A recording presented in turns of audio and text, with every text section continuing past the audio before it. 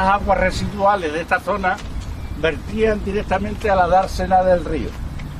Lo que convertía a la dársena... Antes era el río. Vale, pues ahí al río. Y eso se convertía en un problema de salud, sobre todo en verano, ¿no? Y en 1937, ni corto ni perezoso, el ayuntamiento plantea que hay que hacer un túnel, hay que hacer una tubería general que salga las aguas residuales más allá de la esclusa, lo que es a 5 kilómetros de aquí. Bien, pues el problema que tienen es que sacan a concurso esa obra y se le toca el concurso entre Canales y Tábora. No sé si os suena esa empresa, ¿no? El problema que tiene entre Canales y Tábora y que se lo plantea al alcalde, a Ramón de Carranza, creo que es, o algo así, en esos papeles está todo, es que no hay trabajadores, que en 1937 en España hay una guerra y que la mayoría de los currelas o están en las cárceles o están en los campos de concentración o están haciendo la guerra, ¿no? Y la solución que le dan a eso es muy sencilla. Váyase usted a la cárcel, váyase usted a los campos de concentración y elija a la gente que usted necesita, por profesiones. A partir de ahí, lo que se hace es que se trata de ubicar un campo de concentración que le haga como cárcel de esa gente que van a ir sacando de otros sitios y traérselo.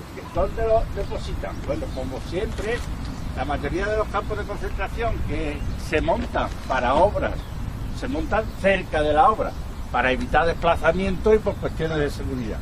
Bien, el tema es que por aquí estamos en lo alto de un río, ahora mismo es un antiguo cauce del río Guadaira que venía por aquí y desembocaba ahí en el río.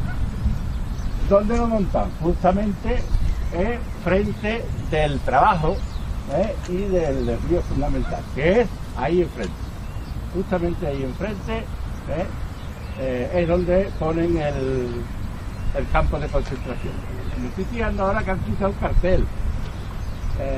Antes había un cartel ahí que era entre Canales y Tábora. Ahora no es entre Canales y Tábora, ahora se llama Acciona.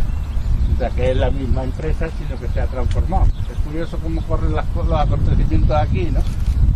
Porque Gonzalo y yo nos pasamos meses buscando exactamente el lugar del campo y hasta que nos fuimos superponiendo los planos no nos dimos cuenta que la empresa seguía siendo la usuaria de la parcela que en su día ocupó el campo de concentración, la misma parcela, y en este caso era Acciona, la descendiente.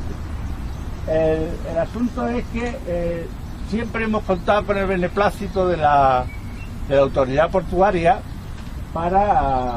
primero para acceder a sus archivos y sacar la información que en su día fue de las mejores que tuvimos en nuestras manos, ¿no? Un dossier completo con toda la información de carácter técnico sobre ella, ¿no?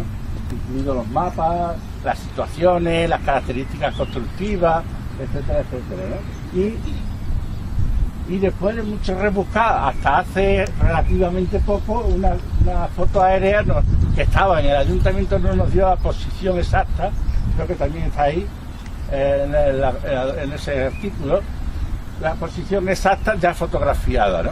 Entonces, el campo de concentración estuvo en principio pensado para 300, pero en algún momento concreto llegó a ocupar hasta 900. Esos 900 ya no eran como trabajo forzado, sino que una vez que se desmonta un campo de concentración de clasificación que hay en San Lucas la Mayor, se lo traen para acá los presos, ya en ese caso además la mayoría eran catalanes, y los ponen aquí, ¿no? O sea, la curiosidad del caso es que si veis ese cuadrado que hay ahí, es uno de los registros de la tubería sigue siendo la misma, y curiosamente, aunque esto era hasta hace 3 días una escombrera inmensa, en ese registro, un poquito más para allá, es donde en los años 70 es donde se esconde el Lute, ¿no? O sea, el Lute utiliza la misma infraestructura que le construyeron sus compañeros presos de unos cuantos años antes, ¿no?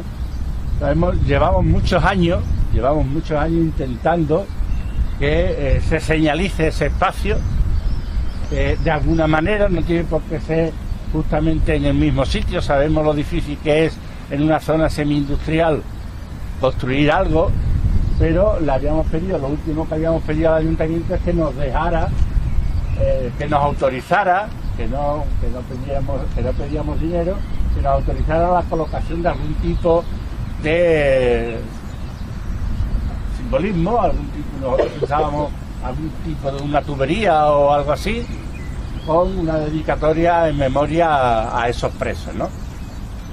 Imposible, no hay manera.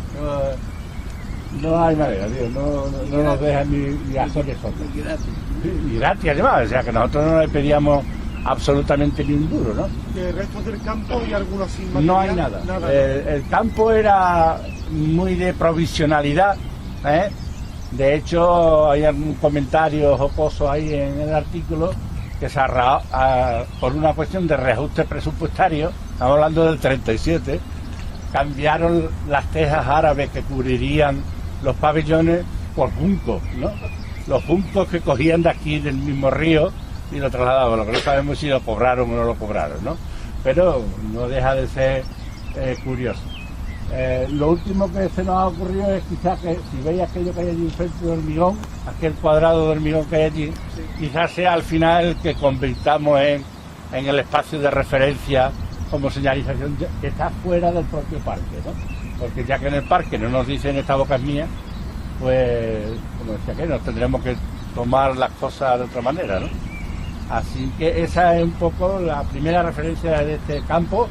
No entro en más detalle porque lo tenéis bastantes cosas escritas y en estos casos, ¿alguna pregunta así? Yo te quería preguntar qué condiciones vivían ellos, digo, los habitantes donde ellos estaban. Bueno, eran barracones con litera habitualmente, no eran en este caso un campo de concentración muy grande, era muy específico, con tiempos delimitados, ¿entiendes? Por lo tanto, yo cuando vi el plano, la curiosidad de ese plano es que estaba aprobado en Burgos en 1937 por el cuartel del Generalísimo, ¿no? O sea que de los primeros documentos que están fechados en esa fecha, ¿no? Se han puesto en esa fecha tan temprana, ¿no? Y con esas características técnicas tan especiales. Si algunos lo miráis muy detenidamente, veréis que parece un fuerte de todas las películas del oeste, o sí parece ser también que hay una referencia en cuanto al reparto de lo que posteriormente son los campos de concentración alemanes, que son los más conocidos, ¿no? Porque había asesores alemanes en Burgos, en ese departamento secreto, que claramente inspiraron en la tecnología de... ¿Y se tiene constancia de si murieron? Algunos murieron. Algunos murieron. Lo que pasa es que no era lo habitual que dejar morir o que murieran o que mataran a gente en los campos de concentración. Lo habitual era sacarlos, llevarlos a la cárcel y desde la cárcel sacarlos para fusilarlos o sacarlos una vez que han muerto en la cárcel, etcétera, etcétera. Era más bien un campo de trabajo, ¿no? No, era un campo de trabajo para lo que se montó. Luego fue incluso prisión habilitada. O sea, esto hay más información de los presos que luego en todos los nombres hay una relación específica en un momento concreto de 900 presos. Los nombres de los 900 que se trasladan de San Lucas y se trasladan ya no al campo de concentración del Colector, sino a la prisión habilitada de Heliópolis. Es como si fuera una sucursal de la cárcel de Ranilla. Sí, sí. En una parte. De hecho, los que vienen en ese momento son funcionarios de prisiones. A sustituir a los soldados. Cárceles, ¿no? Era una auxiliar también de las cárceles. Exactamente. O sea, de campo de concentración se convierte en prisión habilitada. Una vez que terminan los trabajos forzados, se convierte en prisión. Y los que sustituyen a los soldados primero, que es el cuerpo de guardia de los presos, son sustituidos por funcionarios de prisiones, ¿no? Falange no entra ahí, ¿no? Vigilancia. No, ahí son funcionarios de prisiones. Otra cosa es cómo se lo montaran allí internamente ellos, ¿no? Pero en principio no tenía... De hecho, cuando lleguemos a los Merinares, si no lo recuerdan, hay una historia muy especial de reserva hacia los falangistas que podían venir, ¿no? Sobre todo eso será en el 45, por ahí, ¿no? A ver que termina la Segunda Guerra Mundial, hay una especie de dispositivo de seguridad que montan los propios militares porque preveían que podían ser asaltados, en este caso el campo de concentración de los Merinales, para hacer una racia y cargarse allí a todos los presos que había. Y son los propios militares los que se ponen de acuerdo con los dirigentes sindicales del campo de concentración de los Merinales, incluso para repartir armas entre los presos por si hay un ataque de la gente de Falange y de los carlistas de Sevilla, ¿no? Que esperaban que hubiera una... Así como represalia de haber perdido la guerra, ¿no? Correcto. Y entonces estaban acojonados diciendo, ahora vienen en busca de nosotros, ¿no? Y entonces, imaginarse un comandante, como el famoso comandante del campo de concentración, en ese caso de los Merinales, negociando la posibilidad de entregar armas a los presos por si hay que defenderse de que hubiera un asalto de falangistas al campo de concentración de los Merinales, ¿no?